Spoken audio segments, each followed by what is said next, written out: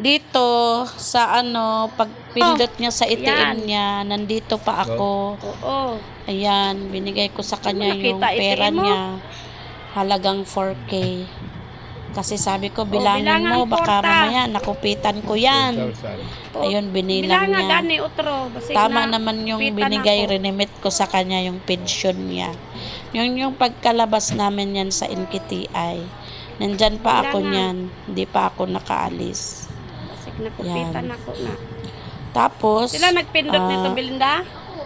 lagi pa kami nagpapadialysis. Ayan, nagbibilang pa nga siya. Oh. Ito. Binilang niya yan. 3. Baka nga nagkulang. 4,000. Ayan, papunta kami niyan sa Alvear, pa-check up kami. Tapos, ayan, kumakain siya mag-isa, nakakaupo siya. Oo, pero hindi ko talaga pinapakain ng bawal yan. Hindi ko inaasinan yung pagkain yan kasi nga, mangmamanas siya pag aasinan ko yung pagkain. Ayan, kumakain siya, malakas siya. Oh, ayan, siguro, rider yung kidney na sakit. Kaya, siguro, hindi niya makakayanan ang magdadialysis. Yan yung mga gamot niya, piniprepare namin. Ayan, madami siyang gamot, puro lang yan, vitamins, bawat 3 times a day siya na inom niyan. May iba-iba ang oras yan. Pero puro lang yan, vitamins yung mga gamot niya. Ayan, piniprepare namin para maaayos yung pag-inom niya. May oras, nalagyan namin ng oras. Katulog si Belinda. Yan, para yan. Marami siyang gamot, galing siya NKTI, ayan. Para nga lumakas yung mga buto niya.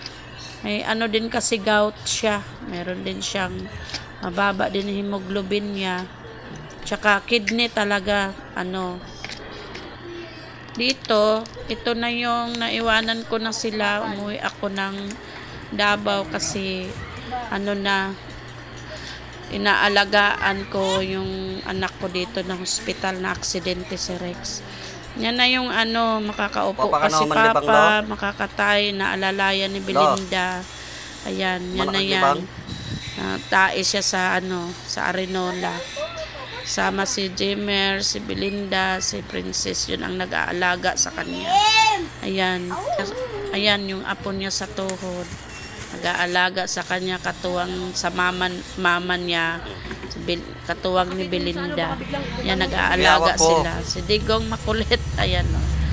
Hugas si Belinda ng puwet. Yan, kasi dyan na nga lang siya hinuhugasan dahil dyan na rin siya natae kasi di na siya pinapalakad sa CR gawa ng baka madulas. Kaya hugasan na ni Belinda yung puwet. Wala pa siyang bedsore dyan. Wala pa. Hugasan pa ni Belinda ang puwet eh. Ayan. Ay sadyang ang sakit talaga ni Papa ay kidney failure. Lapit sa masusugat-sugat siya. Makakarasis siya, ganon kasi hindi na nga makakaprocess yung kidney niya ng mga dumi. Ayan. Pupunas si Belinda ng ng puwet. Punasan niya ng tissue. Ayan, maayos pa si Papa dyan, pero wala na ako dyan. Sila Belinda na lang ang nag-asikaso kasi kailangan kong umuwi gawa ng may sakit si Rex, na aksidente si Rex. Ayan, si Princess.